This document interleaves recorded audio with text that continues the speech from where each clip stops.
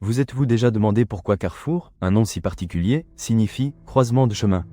L'histoire de ce géant de la distribution est bien plus qu'un simple supermarché.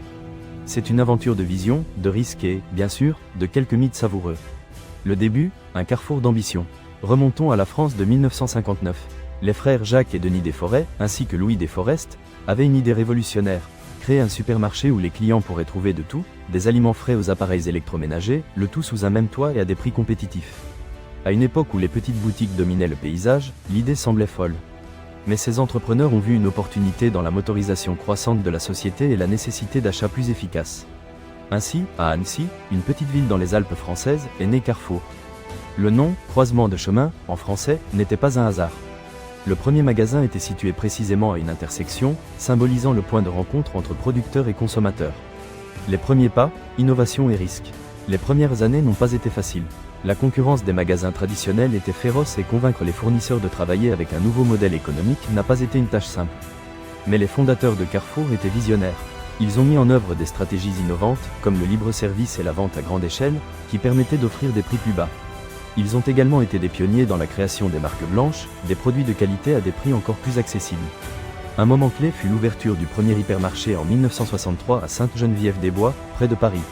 Avec une surface de 2500 m², ce géant commercial offrait une variété de produits sans précédent, des aliments aux vêtements, en passant par les articles pour la maison. Ce fut un succès retentissant qui marqua le début de l'expansion de Carrefour dans toute la France. L'expansion mondiale, un empire de la distribution. À partir des années 1970, Carrefour a commencé son expansion internationale. D'abord en Europe, puis en Amérique latine et en Asie. La clé de son succès fut l'adaptation aux particularités de chaque marché, en offrant des produits et services qui répondaient aux besoins des consommateurs locaux. La marque est devenue synonyme d'hypermarché, un lieu où les familles pouvaient effectuer tous leurs achats hebdomadaires en un seul voyage. La stratégie de prix bas et la large variété de produits ont attiré des millions de clients, faisant de Carrefour l'un des leaders mondiaux du secteur de la distribution. Le mythe du logo, une erreur de conception? C'est ici que l'histoire devient intéressante. Un mythe circule sur l'origine du logo de Carrefour, ce losange rouge, bleu et blanc que nous connaissons tous. La légende urbaine raconte que le design original était simplement un losange rouge et bleu, représentant les couleurs du drapeau français. Selon la légende, un designer a accidentellement laissé un espace blanc au centre du losange. Au début, cela a été considéré comme une erreur, mais quelqu'un s'est rendu compte que cet espace vide, vu d'une certaine manière, formait un C blanc, l'initiale de Carrefour. L'histoire continue en disant que, malgré cette erreur, les fondateurs de Carrefour ont été enchantés par le résultat. Ils ont vu dans ce C caché un symbole d'ingéniosité et d'originalité, et ont décidé de maintenir le design tel qu'il était. Réalité ou fiction, la vérité est qu'il n'y a aucune preuve concrète qui étaye cette histoire. Les designers de Carrefour n'ont jamais confirmé officiellement le mythe. Cependant, la légende persiste, alimentée par la curiosité et la fascination que génère l'idée qu'une simple erreur puisse donner naissance à un symbole aussi iconique. Ce qui est certain, c'est que, indépendamment de son origine, le logo de Carrefour est devenu un symbole reconnaissable au niveau mondial, représentant la marque et ses valeurs. Carrefour aujourd'hui, adaptation et défi.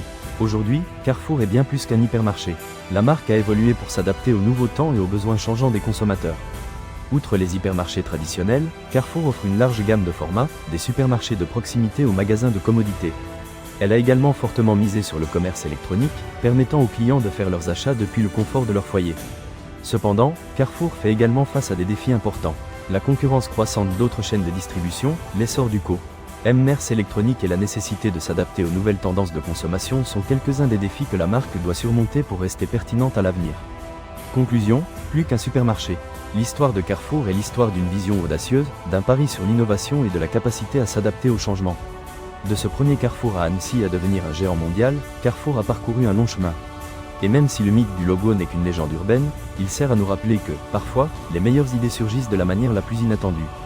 Parce que parfois, derrière un simple logo, il y a toute une histoire que peu connaissent. Avez-vous aimé découvrir l'histoire de Carrefour? N'oubliez pas de vous abonner à notre chaîne pour découvrir plus de mythes et de légendes de vos marques préférées. Et laissez-nous dans les commentaires quelle marque vous aimeriez que nous analysions dans la prochaine vidéo.